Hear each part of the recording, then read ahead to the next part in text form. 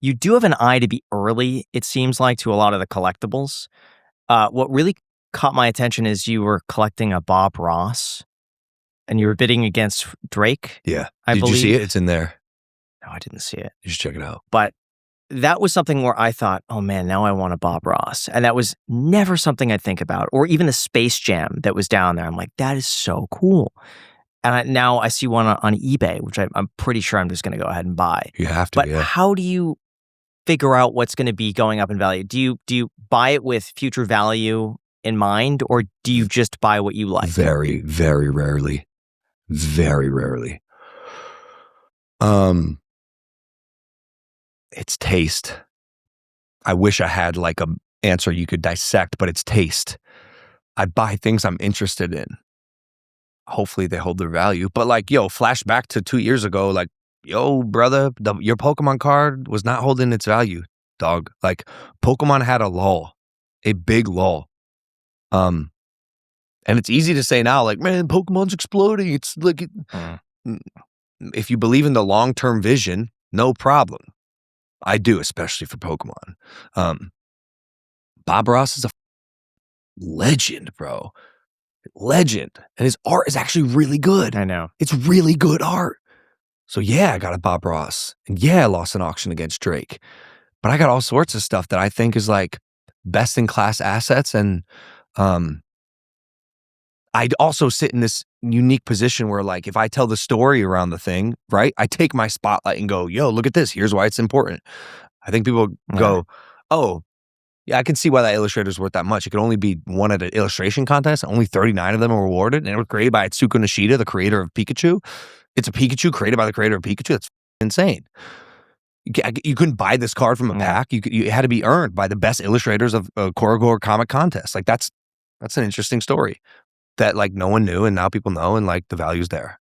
So you're telling me you had a third of your net worth in a Pokemon card? Hold on a second. We never actually said what my net worth was. But liquid-ish. I mean, like, would you consider that liquid net worth? It's mostly. I mean, you could probably offload that relatively quickly. More of my net worth was in cardboard than like any financial advisor would tell you makes any sense. What am I going to do with the stock, bro? Let it appreciate. It pays dividends. Nah, bro. Compound interest. I go to the vault that we store the cards in. I look at my card and I feel good. I feel like Ash Ketchum out there, bro. We got to talk about how you're wasting money, because there has to be some phantom drain. There has to be some money that's being. Bro, I just told you I sent $101.2 million to the wrong wallet. Like, talk about wasting money. It's gone. But if we talk about in the big picture, I mean, it sucks, but it's not going to be life ruining. Yeah. What's the worst money you've ever spent? My $90,000 Mercedes couch that Eric jumped from a plane with. Such a stupid decision. Whose idea was that to buy the couch? Eric. No, you. Sorry, to buy the couch. Yeah. Me, yeah. The idea was this, because I had just bought a Mercedes lifted G-Wagon. Yeah. And the idea was that when I get home, I hop out the Mercedes to go sit on some Mercedes. I thought I was a gangster, bro. I was in my like YouTube flex era where you know, I'd wear like a whole handful of rings and like chains and look like a dweebo. Like, bro, I look back at my 2016, 2017 vlogs and like, I hate myself. Like, as a 30-year-old man, I look back and like, I would not have been a fan of myself. You know what I'm saying? Yeah. And so I see some of these youngsters these days and I'm like, man, they're young, you know. They'll age up. Everyone changes. How much do you think you've spent on Pokemon cards? Just that. 10 mil, at least. Are there any of those cards you regret buying? No. And what does your current collection look like today? It's gangster. It's incredible. I'm sitting in the best position I've ever sat in as far as a collector, because I've diversified. 5 years ago, I was very vocal about collecting Pokemon. Mm-hmm. Then I realized something. If I'm vocal about something and a market spikes and I want more of it, I've essentially just bid against myself, because now everyone's charging 1.5 to 2x of what they were charging, because I told the story about it. And so now I've been collecting in silence on some things that I just have not spoken about, because I'm well aware that like if I tell you I love dinosaurs and like I've probably spent $1 million in dinosaurs, I'm gonna have to spend $2 million to get the same thing. And like I've experienced that as well, dude. I put a $2 million offer on a dinosaur skull. The guy said no. Did he know it was you? Yeah, he knew it was me. Do you think that hurt you? Sometimes. Because here's another thing. I will not overpay because I'm me. You will risk losing the deal. Why can't you have a lawyer reach out on your behalf? Because I've noticed I've wanted a dinosaur for a very long time. Any sort of fossil or foot or skull. And then Ken Griffin bought that Stegosaurus, and the values have now just like quadrupled. I can't buy a dinosaur anymore. I watched the auction happen live. I was going to bid on it. The estimate was between 4 and 6 million, brother. 4 and 6 million. We sat there with the auction live, ready to hit bid. 4 million, 4.5. You guys are probably on all the same auctions. Oh yeah, that is hilarious. Probably. So, and so I'm watching that Stegosaurus go up. I'm like, 11 million. This is crazy. Twice the estimate. 25 million, 30 million. Eventually I was like, bro, what's happening here? It's actually that auction that made me realize that my card could go nuclear, which is what happened. Same thing happened with the Paul Newman Rolex Daytona. When that sold at a crazy price, it brought up the entire watch market with it. Yeah, so dinosaurs are they're one of the best asset classes to invest in my opinion, because it's also the coolest piece of art you will ever see. It's a dinosaur. My prized possession is a 66 million year old Triceratops skull. How much do you buy that for? $500K. What's it valued at now? Probably $1 million. Bought it like 4 years ago. So I wish it was in this house. It's in my other house. What is the logic to have millions of dollars in dinosaurs but zero in the stock market?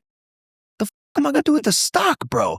Let me tell you what happens when I come downstairs in the morning and I see a 66 million year old Triceratops skull sitting there. It puts my humanity in perspective.